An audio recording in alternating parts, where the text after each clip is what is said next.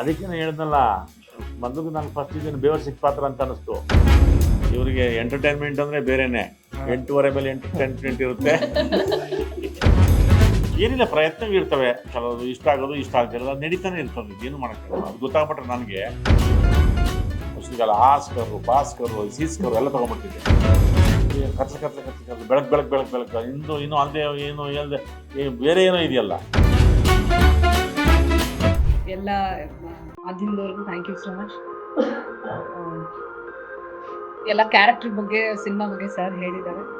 ಒಂದೊಳ್ಳೆ ಅದ್ಭುತವಾದ team ready ಆಗಿದೆ ಅಂತ ಮಾತ್ರ ಹೇಳ್ಬಲ್ಲೆ. ಸೊ ಈ ಮಾಧ್ಯಮದ ಮುಖಾಂತರ ನಮ್ಮ ಸಿರಿ ಸಿನಿಮಾಸ್ನ ಮೊದಲನೇ ಪ್ರಯತ್ನದಲ್ಲಿ ನಮ್ಮ ಜೊತೆ ಕೈ ಜೋಡಿಸಿರೋ ಪ್ರತಿಯೊಬ್ಬ ಸೀನಿಯರ್ ಆರ್ಟಿಸ್ಟ್, ಮಂಗಾನ sir, Sampath sir, Kiran sir, Vikas, Mandara, Amith sir, ಪ್ರತಿಯೊಬ್ಬರಿಗೂ, DOP ಸರ್, ಎಲ್ಲರಿಗೂ ಥ್ಯಾಂಕ್ ಯು. ಸೊ ಒಂದು ಕನಸನ್ನು ನೀವು ನನಸು ಮಾಡೋಕ್ಕೆ ನಿಜವಾಗ್ಲೂ ತುಂಬ ಸಪೋರ್ಟ್ ಮಾಡಿದ್ರೆ. ಕ್ಯಾನ್ವಸ್ ಇಸ್ ರಿಚ್ ನಾವು.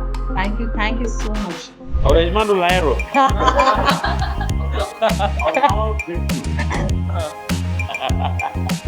ಸಿನಿಮಾ ಅಂದರೆ ಮೊದಲಿಂದನೂ ಪ್ರೀತಿ ಇತ್ತು ಸರ್. ಇವ್ರು ಬಂದಾಗ ಕತೆ ನನಗೆ ಇಷ್ಟ ಆಯಿತು. ಸೊ ಅದರಿಂದ ಒಂದು ವರ್ಷದಿಂದ ಪ್ಲ್ಯಾನ್ ಮಾಡ್ತಾ ಇದ್ವಿ. ಸೊ ನಮ್ಮ ಪ್ರೀತಿ ಇರೋದೇ ಕಾರಣ ತಪ್ಪೇಳಿ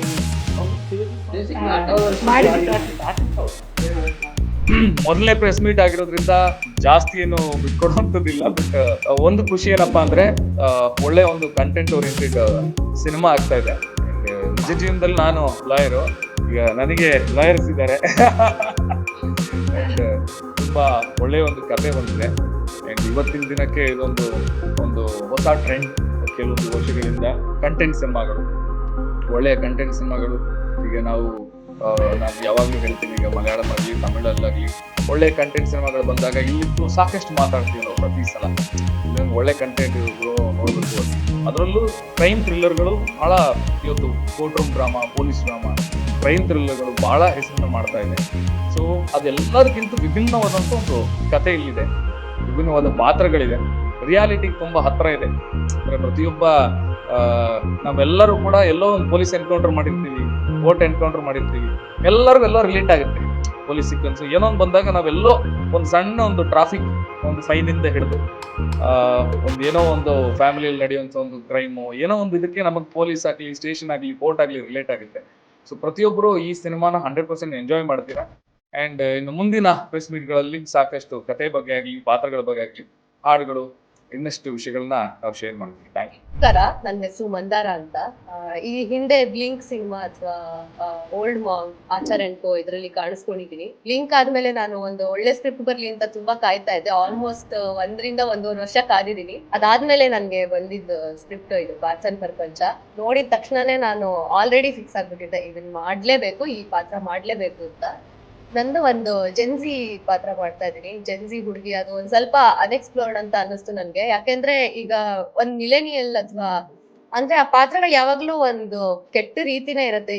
ಈ ಜೆನ್ಸಿ ಅನ್ನೋದು ಅದೊಂದು ಕೇವಲವಾಗಿನೇ ಮಾತಾಡಿರೋದನ್ನ ನೋಡಿರೋದು. ಬಟ್ ಇಷ್ಟು ಚೆನ್ನಾಗಿ ಒಂದು ಜೆನ್ಸಿ ಕ್ಯಾರೆಕ್ಟರ್ನ ಅವ್ರದ್ದು ಜೆನ್ಸಿನ it's not just the lifestyle, ಅದನ್ನ ಹೊರತಾಗಿ ಅವ್ರು ಏನ್ ಯೋಚನೆ ಮಾಡ್ತಾರೆ, ಅವ್ರ ಪ್ರಪಂಚನ ಯಾವ ತರ ನೋಡ್ತಾರೆ, ಯಾವ ತರ ಬದುಕ್ತಾರೆ, ಯಾಕೆ ಹಾಗೆ ಬದುಕ್ತಾರೆ ಅನ್ನೋದನ್ನ ತುಂಬಾ ಚೆನ್ನಾಗಿ ಯೋಚನೆ ಮಾಡಿ ಬರ್ದಿರೋಂತ ಒಂದು ಪಾತ್ರ ಇದು. ಅದಕ್ಕೆ ಅನಿವಾರ್ಯ ಅವ್ರಿಗೆ ಥ್ಯಾಂಕ್ಸ್ ಹೇಳ್ಬೇಕು. ಅದನ್ನ ಅಷ್ಟೇ ಚೆನ್ನಾಗಿ ನಮ್ಮ ಹರ್ಷ ಸರ್ ಎಕ್ಸಿಕ್ಯೂಟ್ ಮಾಡಿದ್ದಾರೆ, ಇನ್ನೂ ಮಾಡ್ತಾ ಇದ್ದಾರೆ. ವೆರಿ ಬ್ಯೂಟಿಫುಲಿ ಡನ್, ತುಂಬಾ ಚೆನ್ನಾಗಿ ಮಾಡಿದ್ದಾರೆ ಆಲ್ರೆಡಿ. ಹಾಗೇನೆ ಸೀತಾ ಮ್ಯಾಮ್ ಥ್ಯಾಂಕ್ಸ್ ಹೇಳ್ಬೇಕು. ಯಾಕೆಂದ್ರೆ ನನ್ಗೆ ಕತೆ ಕೇಳಿದ ತಕ್ಷಣ ಫಸ್ಟ್ ತುಂಬಾ ಖುಷಿ ಆಯ್ತು. And I was very shock. ಈ ತರ ಒಂದ್ ಸಿನಿಮಾ, ಯಾಕೆಂದ್ರೆ ಎಲ್ಲರೂ ಹೇಳ್ತಾರೆ, ಎಲ್ಲಾ ಸಿನಿಮಾದವರು ಹೇಳ್ತಾರೆ ನಮ್ ಸಿನಿಮಾ ಹೊಸ ತರ ಇದೆ, ಬೇರೆ ಏನೋ ಹೇಳ್ತಾ ಇದೆ ಅಂತ. ಬಟ್ ಈ ಟಾಪಿಕ್ ಒಂದು ತೀರಾ ಅಂದ್ರೆ ತೀರಾ ಅನ್ಎಕ್ಸ್ಪ್ಲೋರ್ಡ್. ಕನ್ನಡದಲ್ಲಂತೂ ನಾನು ನೋಡು ಇಲ್ಲ ಕೇಳು ಇಲ್ಲ. ಅಂಥದಕ್ಕೆ ಅಷ್ಟು ಧೈರ್ಯ ತಗೊಂಡು ಅದ್ರ ಹಿಂದೆ ನಿಂತ್ಕೊಂಡು Sita ma'am she has produced ಅಂದ್ರೆ ಅದು ನಿಜವಾಗ್ಲೂ ಮೆಚ್ಚಬೇಕಾಗಿರುವಂತ ವಿಷಯ. ಯಾಕೆಂದ್ರೆ ಪ್ರತಿ ಸಲ ಡಿಸ್ಕಷನ್ ಅಲ್ಲೂ ಒಂದ್ಸಲಿ ಕೂಡ ಅವರು ಬಜೆಟ್ ಹಿಂಗಾಗತ್ತೆ, ನಾವ್ ಈ ತರ ಮಾಡಿದ್ರೆ ಜಾಸ್ತಿ ಜನನ್ ರೀಚ್ ಆಗ್ಬೋದು ಅನ್ನೋದನ್ನ ಯಾವತ್ತೂ ಕೂಡ ಅವ್ರು ಯೋಚನೆ ಮಾಡಿಲ್ಲ. ಇದನ್ನ ನಾವ್ ಈ ತರ ಹೇಳಿದ್ರೆ ಅದು ಜನರು ಯಾವ ತರ ಅರ್ಥ ಮಾಡ್ಕೊಳ್ತಾರೆ, ಅದರಿಂದ ಸೊಸೈಟಿಗೆ ಹೇಗ್ ಇಂಪ್ಯಾಕ್ಟ್ ಆಗತ್ತೆ ಅನ್ನೋದನ್ನ ತುಂಬಾ ಯೋಚನೆ ಮಾಡಿದ್ದಾರೆ ನಮ್ ರೈಟರ್ಸ್ ಆಗಿರ್ಬೋದು ಅಥವಾ ಮ್ಯಾಮ್ ಆಗಿರ್ಬೋದು. ಅಂದ್ರೆ ಹೇಗೆ ನಾವು ಜೀವನದಿಂದ ಸಿನಿಮಾ ಅಂತ ಹೇಳ್ತೀವಿ, ಸಿನಿಮಾದಿಂದ ಕೂಡ ಜೀವನ ಆಗತ್ತೆ. ಸಿನಿಮಾ ಮೀಡಿಯಾ ಅನ್ನೋದು ತುಂಬಾನೇ ಎಷ್ಟೋ ತರ ಇನ್ಫ್ಲೂಯೆನ್ಸ್ ಆಗತ್ತೆ ಜನಕ್ಕೆ. ಅದನ್ನ ತುಂಬಾ ಸೂಕ್ಷ್ಮವಾಗಿ ಅರ್ಥ ಮಾಡ್ಕೊಂಡು ನಿಂತಿದ್ದಾರೆ ಈ ಕತೆ ಹಿಂದೆ ಸೀತಾ ಮ್ಯಾಮ್. ಪ್ರೊಡ್ಯೂಸರ್ಸ್ ಒಂದ್ ಒಳ್ಳೆ ಕತೆ ಇದ್ರೆ ಈ ತರ ಗ್ಯಾರಂಟಿ ಅದ್ರ ಹಿಂದೆ ನಿಂತ್ಕೊಳ್ತಾರೆ ಅನ್ನೋದಕ್ಕೆ ಇದೇನೆ ಪುರಾವೆ, ಇದೇ ಒಂದು ಸಾಕ್ಷಿ ನಮ್ಗೆ. ನಾನು ಇದರಲ್ಲೊಂದು ಮಾಯಾಂಕ್ ಅಂತ ಒಂದು ಪಾತ್ರ ಮಾಡ್ತಾ ಇದ್ದೀನಿ. ಸೊ ನನಗೆ ಅರಸು ಅವರು ರೆಫರ್ ಮಾಡಿದ್ರಿ ಪ್ರಾಜೆಕ್ಟಿಗೆ. ಒಬ್ವಿಯಸ್ಲಿ ನಾನು ಲೀಡಾಗಿ ಆ್ಯಕ್ಟ್ ಮಾಡ್ತಿರ್ತೀನಿ, ಡೈರೆಕ್ಷನ್ ಮಾಡ್ತೀನಿ ಅಂತಂದಾಗ ನಾನು ಯಾವ್ದೋ ಒಂದು ಪಾತ್ರ ಸೆಲೆಕ್ಟ್ ಮಾಡಬೇಕಂದ್ರೆ ರಿಸ್ಕಿ ಇರುತ್ತೆ. ಇಲ್ಲಾಂದರೆ ಅದೇ ಪಾತ್ರ ಥರನೇ ಇಂಡಸ್ಟ್ರಿಯಲ್ಲಿ ನೋಡೋಕ್ಕೆ ಸ್ಟಾರ್ಟ್ ಮಾಡ್ತಾರೆ ಅಂತ. ಸೊ ಈ ಪಾತ್ರ ನಂಗೆ ಹೇಳಿದಾಗ it is very interesting. Asha sir ಇರ್ಬೋದು ಅಥವಾ ಮೇಡಮ್ ಅವರು ಪಾತ್ರ ಬಗ್ಗೆ ಹೇಳಿದಾಗ for it very interesting. So ಇದು ಒಪ್ಕೊಂಡು ಮಾಡ್ತಾ ಇದ್ದೀನಿ. It's very nice team. Sita madam ಇರ್ಬೋದು, ಆಶಾ ಸರ್ ಇರ್ಬೋದು, and obviously Ranganna Raghu sir ಅಂತ ಒಂದು ಅದ್ಭುತ ನಟರ ಜೊತೆ ಸ್ಕ್ರೀನ್ ಸ್ಪೇಸ್ ಶೇರ್ ಮಾಡೋಕ್ಕೆ ಸಿಗ್ತಾ ಇದೆ. So yeah, thanks for the team and thank you. Yeah, ಈಗಷ್ಟೇ ಶುರುವಾಗಿದೆ ಆ್ಯಂಡ್ ಪಾತ್ರ ತುಂಬ ಚೆನ್ನಾಗಿದೆ, ಗೋಯಿಂಗ್ ಆನ್ ನಡೀತದೆ. ಇದು ನೆಕ್ಸ್ಟ್ ಪ್ರೆಸ್ ಮೀಟಲ್ಲೇ ಹೇಳ್ಬೋದು ಅಂತ. ಈ ಸಸ್ಪೆನ್ಸ್ ಜನರಾದ ಕಾರಣ ಸೊ ಈಗಲೇ ಏನೋ ರಿವೀಲ್ ಮಾಡೋದು ಕಷ್ಟ ಆಗುತ್ತೆ. ಸೊ ನೆಕ್ಸ್ಟ್ ಪ್ರೆಸ್ ಮೀಟಲ್ಲಿ ಆಬ್ವಿಯಸ್ಲಿ ಇನ್ನೊಂದಷ್ಟು ವಿಷಯಗಳು. ಹೌದು ಇಲ್ಲ, ಜನ ನನ್ನನ್ನು ಆಬ್ವಿಯಸ್ಲಿ ಹಂಗೆ ಅನ್ಕೋತಾರೆ. ಒಂದು ಅದೇ ಪಾತ್ರ ಆಲ್ಮೋಸ್ಟ್ ಮಾಡ್ತಿರೋ ಕಾರಣ ವಿಲನ್ ಏನೋ ಅಂತ. ವಿಲನ್ ಇರ್ಬೋದೇನೋ ಗೊತ್ತಿಲ್ಲ. ಅವರಿಗೆ ನಮ್ಮ ನಿರ್ಮಾಪಕರು ಸೀತಾ ಅವ್ರಿಗೆ ಅವ್ರ ಚಿತ್ರರಂಗ ಬರ್ತಿದ್ದಾರೆ. ಮೇಡಮ್ ಇಷ್ಟು all the best, good luck, ಒಳ್ಳೇದಾಗಲಿ. ನೀವು ರಾಡ್ ಸಿನಿಮಾಗಳು ಮಾಡಿ. ಮತ್ತು ನಮ್ಮ ಡೈರೆಕ್ಟ್ರು ಹರ್ಷ ಅವರು ಅರ್ಜಿನಲ್ಲಿ ಕೆಲಸ ಮಾಡಿದ್ದಾರೆ. ಸಿನಿಮಾ ಏನು ಹೊಸದಲ್ಲ, ಅಂದರೆ ಇದು ಡೈರೆಕ್ಷನ್ ಅಂತ ಬಂದಾಗ ಅವರು ಫಸ್ಟ್ ಒಂದು ರೀತಿಯ ನರಸಿಂಹಮೂರ್ತಿ ಅವ್ರ ಮಗ ಅಂತಂದರೆ ನಮಗೆ ಒಂದು ಸ್ವಲ್ಪ ಹೌದಲ್ಲಪ್ಪ ತುಂಬ ಯೋಚನೆ ಮಾಡಿ ಮಾಡ್ತಾರೆ ಅಂತ ಮೊದಲು ಅವ್ರು ಹೇಳಿಲ್ಲ. ಆಮೇಲೆ ಕೆಲಸ ಮಾಡ್ತಾ ಗೊತ್ತಾಯ್ತು. ಮೊದಲು ಗೊತ್ತಿಲ್ಲ ಹೇಗಿರೋ ಕತೆ ಕೇಳಿದ್ವಿ, ಏನಾಯ್ತು ಆಮೇಲೆ ಗೊತ್ತಾಯ್ತು ವಿಷಯ ಆಯಿತು. ಇನ್ನು ಶುರು ಮಾಡಿದ ಕೆಲಸ ಚೆನ್ನಾಗಿದೆ ನೋಡಿ. ಅದು ವಿಧಿ ಅವ್ರ ಹೆಸರು ಅನಿವಾರ್ಯ, ಅವ್ರಿಬ್ಬರಿಗೂ ಅನಿವಾರ್ಯ. ಅದು ಎಲ್ಲರಿಗೂ ಕ್ಲೋಸ್ ಆಗಿರೋದು ಅದು ವಿಧಿ. ಅದು ವಿಧಿ ಹೌದು ನೋಡಿ. ಪೂರ್ತಿ ಶೂಟಿಂಗಲ್ಲಿ ಪೂರ್ತಿ ನಮ್ಮ ಜೊತೆ ಇರುತ್ತೆ. ಅದಕ್ಕೆ ಅದೇನಪ್ಪ ಸಖತ್ತು ಸೆನ್ಸಿಟಿವ್, ಸಖತ್ತು ಅಲರ್ಟು. 6:30 ಆದಮೇಲೆ ಅದು ಆಫು.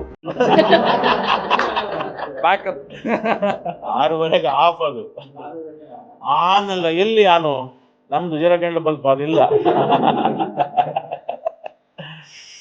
ಪ್ರಾರ್ಥನಾ ಪ್ರಪಂಚ ಕೋರ್ಟ್ ಮಾರ್ಷಲ್ ಅದು ಬರ್ಕೋಟಿಂಗ್ ಅದು ಸಾಕಷ್ಟು ಈಗೆಲ್ಲ ಅದು ಏನೇನು ಹೇಳ್ತೀವಲ್ಲ, ಅದೆಷ್ಟೋ ಅಪರಾಧಿಗಳಿಗೆ ಇದಾದ ನಿರಾಪರಾಧ ಶಿಕ್ಷೆ ಆಗ್ಬಾರ್ದು, ತಪ್ಪಿಸ್ಕೋಕ್ಕಾಗಲ್ಲ, ಏನೋ ಹೋಗ್ಬಿಟ್ಟಿರ್ತ ಅಂತ.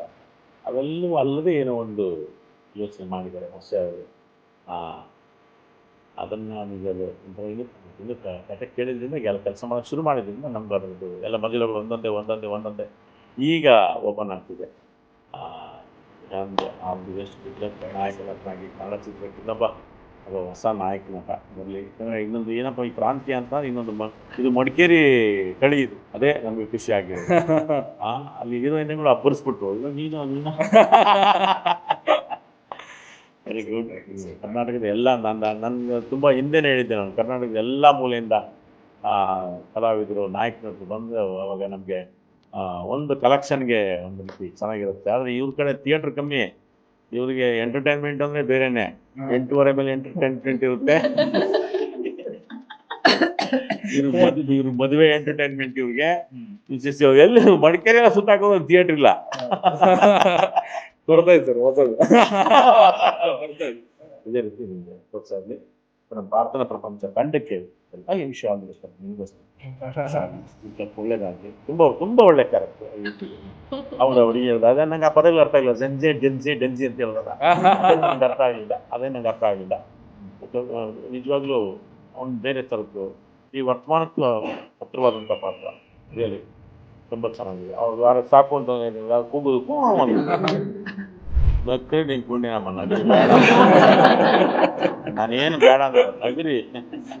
ನಾನು ಆ ಥರದ್ದು ತುಂಬ ಪ್ರಾರಂಭದಲ್ಲಿ ಕಾಮಿಡಿ ಮಾಡಿದೆ. ಆಮೇಲೆ ನನಗೆ ಯಾಕೋ ಬೇಜಾರಾಯ್ತು, ಬಿಟ್ಬಿಟ್ಟೆ. ಅವಾಗ ನನ್ನ ಪಾತ್ರದೊಳಗೆ ಏನೇನು ಬರುತ್ತೋ ಅದು ಮಾಡ್ತಾ ಹೋಗ್ತೀನಿ. ಅದನ್ನ ನಕ್ಕಾದ್ರು ನಗ್ರಿ ಬಿಟ್ಟಾದ್ರು ಬಿಟ್ಟರೆ ಖುಷಿ ಆಗುತ್ತೆ ಏನಾದ್ರು ಆ ಪಾತ್ರದೊಳಗೆ ಏನಾಗುತ್ತಲ್ಲ ಅದನ್ನೇ ಅನ್ಕೊಂಡು ಹೌದು ಒಂದು ಸ್ವಲ್ಪ ಈ ಲಂಕೇಶ್ವರ್ತಿಗಳು ಒಂದು ಸಣ್ಣ ತುಂಟಾಟ ಅಂತ ಬರೋದಲ್ಲ ಸಣ್ಣ ಕಾಲ ಇದು ಸ್ವಲ್ಪ ದೊಡ್ಡ ಕಾಲ ಇದೆ ಸ್ವಲ್ಪ ತರಲೆ ಅಂತಲ್ಲ ಅದೊಂಥರ ಅವ್ನ ನಡವಳಿಕೆ ಹಂಗಿರುತ್ತೆ ಅದಾದ್ಮೇಲೆ ಹಂಗೆ ಆಗ್ತಾ ಬೇರೆ ಥರ ರೂಪ ಪಡ್ಕೊಳ್ಳಿ. ಎಸ್ ಮಂದರ್ ಅವರ ಒಂದು ನಾವು ಬೆಂಜಿ ಕ್ಯಾರೆಕ್ಟರ್ ಇದರಲ್ಲಿ ನಾವು ಒಂದು ಪ್ರಮುಖವಾಗಿ ತೋರಿಸಿರೋದು ಏನು ಅಂದ್ರೆ ಮಿಲೇನಿಯಲ್ ವರ್ಸಸ್ ಜೆನ್ಜಿ ಥಾಟ್ಸ್ ಏನಿದೆ ಆ ಥಾಟ್ಸ್ ಐಡಿಯಾಲಜೀಸ್ ಏನಿದೆ ಐಡಿಯಾಲಜೀಸ್ ಮಧ್ಯೆ ಸ್ಟಾರ್ಟ್ ಆಗೋಗುತ್ತೆ. So it leads to court ಯಾವ ರೀತಿ ಏನು ಅಂತ ಮುಂದೆ ಹೋಗ್ತಾ ಹೇಳ್ತೀನಿ. ನಾನು ಯಾವುದೇ ಮೆಸೇಜು ಇದು ಕೊಡಕ್ ಹೋಗ್ತಾ ಇಲ್ಲ. ಸೊ ದಿಸ್ ಪ್ಯೂರ್ಲಿ ಎಂಟರ್ಟೈನ್ಮೆಂಟ್ ತರ ತಾವು ನೋಡ್ಬೇಕಾಗುತ್ತೆ. ಸೊ ಇದರಲ್ಲಿ ಒಂದು ರಿಲೇಶನ್ಶಿಪ್ ಅವಳು ಹೇಳಿದ್ರೆ ಜೆನ್ಸಿ ಮತ್ತೆ ಮಿಲೇನಿಯಲ್ ರಿಲೇಶನ್ಶಿಪ್ಸ್ ಅಲ್ಲಿ ಅವ್ರ ಇಬ್ಬರದ ಐಡಿಯಾಲಜಿಗಳು ಬೇರೆ ಇರುತ್ತೆ. ಆ ಐಡಿಯಾಲಜಿಗಳು ಯಾವ್ದೋ ಒಂದು ಪಾಯಿಂಟ್ ಅಲ್ಲಿ ಸ್ಟ್ರೈಕ್ ಆಗೋದು ಒಬ್ರಿಗೊಬ್ರು ಟ್ರಿಗರ್ ಮಾಡೋದಾಗುತ್ತೆ. ಸೊ ಅದಾದ್ಮೇಲೆ ಏನಾಗುತ್ತೆ ಅನ್ನೋದು ಕತೆ. ಸೊ ಇದರಲ್ಲಿ ಯಾರು ಹೆಂಗಿರ್ಬೇಕು ಹಂಗಿರಿ ಅಂತ ಹೇಳ್ತಲ್ಲ, ಏನ್ ನಡೀತಾ ರಿಯಾಲಿಟಿ ಏನಿದೆ ರಿಯಲಿಸ್ಟಿಕ್ ಆಗಿ ಮಾಡಿದೀವಿ ಅಷ್ಟೇ, ಮಾಡಕ್ ಹೊರಟಿದೀವಿ. ಅದಕ್ಕೆ ಹೇಳಿದ್ನಲ್ಲ ಬಂದು ನಾನು ಫಸ್ಟ್ ಇದೀನಿ ಬೇವರ್ ಸಿಕ್ಕ ಪಾತ್ರ ಅಂತ ಅನಿಸ್ತು. ಆಮೇಲೆ ಹಂಗೆ ಬೇರೆ ಏನಾಗುತ್ತೆ ಅದಕ್ಕೋಸ್ಕರ ಅದಕ್ಕೆ ಬೇರೆ ಏನೋ ಒಂದು ಕತ್ಲ ಬೆಳಕು ಇನ್ನೂ ಅಂದೆ ಏನು ಹೇಳ್ದೆ ಬೇರೆ ಏನೋ ಇದೆಯಲ್ಲ ಅದಕ್ಕೆ ನನಗೆ ಇಂಟ್ರೆಸ್ಟ್. ಅದಕ್ಕೋಸ್ಕರ ಎಸ್ ಚೆನ್ನಾಗಿರ್ತಾನೆ. ಅದೇ ಅವಾಗ ನೀನು ಪ್ರಾರಂಭಕ್ಕೆ ಹೇಳಿದ್ನಲ್ಲ ಅಪರಾಧಿಗಳು 110 ಪರವಾಗಿಲ್ಲ ಒಬ್ಬರಿಂದ ಪ್ರತಿಷ್ಠೆ ಆಗ್ಬೇಕಾಗ್ತದೆ. ಆಮೇಲೆ ಏನೋ ಒಂದು ಕ್ಲೂ ಬಿಟ್ಟೋಗಿರ್ತಾನೆ, ಅವೆಲ್ಲನೂ ಮೀರಿ ಏನೋ ಒಂದು ಮಾಡಿದ್ದಾರೆ. ಕೆಲಸ ಮಾಡ್ತಿದ್ವಿ ಅದರಿಂದ ನಾನು ಅದ್ರದ್ದು ಬಿಟ್ಕೊಟ್ಬಿಟ್ರೆ ಇವರು ಹೆಂಗೆ ಸಾರ್ ಅಂತಾರೆ, ಅದೇನು ಹೇಳೋಕ್ಕಾಗಲ್ಲ. ಅದು ಅದರದ್ದು ಬೇರೆ ಥರ ಇದೆ. ಅದಕ್ಕೋಸ್ಕರ ನಾನು ಒಪ್ಕೊಂಡಿದ್ದು. ಈಗ ಅದು ಬರುತ್ತೆ ಇದು ಬರುತ್ತೆ, ಅದು ಚೆನ್ನಾಗಿರೋದು ಬರ್ತಾರೆ, ಯಾಕೆ ಬಿಡ್ಲಿ ಅಲ್ವಾ? ಅದೂ ಇವೆಲ್ಲ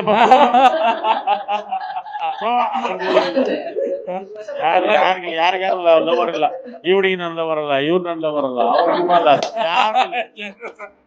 ಏನಿಲ್ಲ. ಆದ್ರೆ ಒಂದೇ ಏನಿಲ್ಲ ಪ್ರಯತ್ನ ಇರ್ತವೆ. ಕೆಲವರು ಇಷ್ಟ ಆಗೋದು ಇಷ್ಟ ಆಗ್ತಿಲ್ಲ ನಡೀತಾನೆ ಇರ್ತದೆ. ಏನು ಮಾಡ್ತಾರೆ ಗೊತ್ತಾಗ್ಬಿಟ್ರೆ ನಮಗೆ ಆಸ್ಕರು ಬಾಸ್ಕರು ಸೀಸ್ಕರು ಎಲ್ಲ ತಗೊಂಡ್ಬಿಡ್ತಿದ್ವಿ. ಗೊತ್ತಿಲ್ಲ ಪ್ರಯತ್ನ ಅಂತ ಇರುತ್ತೆ. ಇಷ್ಟ ಆಗುತ್ತೆ ಒಂದ್ಸರಿ ಇಷ್ಟ ಆಗಲ್ಲ. ಅದಕ್ಕೆಲ್ಲ ತುಂಬ ಯಾಕೆಂತಂದ್ರೆ ನೀವೇ ನೇರವಾಗಿ ಎಲ್ಲ ಬಂದು ನೀವೇ ಹೇಳ್ತೀರಾ ನಮ್ಗೆ ಇಷ್ಟ ಆಗಲಿಲ್ಲ ಅಂತ. ಕರೆಕ್ಟು. ಇಲ್ಲ ನಾನು ದೇವರಾಗ್ಬಿಡ್ತೀನಿ ಅಷ್ಟೇ. ಎಲ್ಲನೂ ಇಷ್ಟ ನೀವೆಲ್ಲ ಇಷ್ಟ ಮಾಡಿದ್ದೆಲ್ಲ ಇಷ್ಟಪಡೋಂಗಾಗ್ಬಿಟ್ರೆ ಅದಕ್ಕೆ ನಾನು ಹೇಳ್ದಲ್ಲ ಬಂದು ನಾನು ಫಸ್ಟ್ ಇದೀನಿ ಬೇವರ್ ಸಿಕ್ಕ ಪಾತ್ರ ಅಂತ ಅನಿಸ್ತು. ಇವರಿಗೆ ಎಂಟರ್ಟೈನ್ಮೆಂಟ್ ಅಂದರೆ ಬೇರೆನೆ. 8:30 ಮೇಲೆ ಎಂಟರ್ಟೈನ್ಮೆಂಟ್ ಇರುತ್ತೆ. ಏನಿಲ್ಲ ಪ್ರಯತ್ನ ಇರ್ತವೆ. ಕೆಲವರು ಇಷ್ಟ ಆಗೋದು ಇಷ್ಟ ಆಗ್ತಿರಲ್ಲ ನಡೀತಾನೆ ಇರ್ತದೆ. ಏನು ಮಾಡೋಕ್ಕಾಗಲ್ಲ. ಅದು ಗೊತ್ತಾಗ್ಬಿಟ್ರೆ ನನಗೆ ಆಸ್ಕರು ಬಾಸ್ಕರು ಸೀಸ್ಕರು ಎಲ್ಲ ತಗೊಂಡ್ಬಿಡ್ತಿದ್ದೆ. ಬೆಳಕು ಇನ್ನೂ ಅಂದೆ ಏನು ಹೇಳ್ದೆ ಬೇರೆ ಏನೋ ಇದೆಯಲ್ಲ